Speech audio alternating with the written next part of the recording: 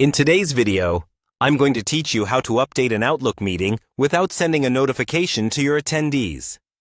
This is really useful when you want to make a small adjustment, tidy up the meeting details, or fix a typo, but you don't want to flood everyone's inbox with another update.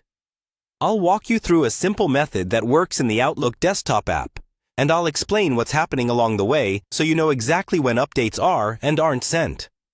First, open Outlook on your computer and go to your calendar. Locate the meeting you want to edit and double-click it to open it in the full meeting window.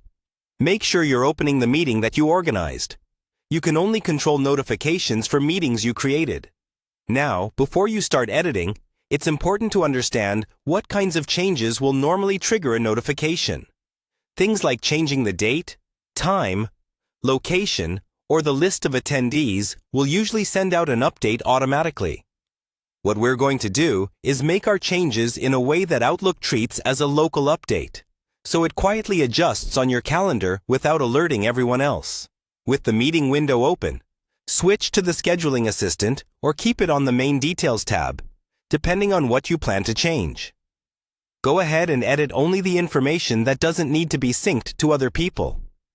Common examples include updating text in the body of the invitation, adding your own notes, or adjusting categories, reminders, or color coding. These types of changes are typically stored on your end and don't need to generate a new invite. After you've made your changes, this next part is crucial. Instead of clicking the Send Update button, which would push a notification to all attendees, simply close the meeting window.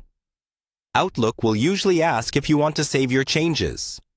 Choose to save, but do not send an update.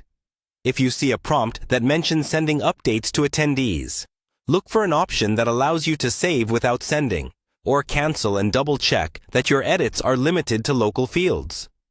Once you've saved, return to your calendar and reopen the meeting to confirm that your changes are there. You should see your updated notes or formatting, and your attendees will see no new email in their inbox. Use this approach for minor cosmetic edits.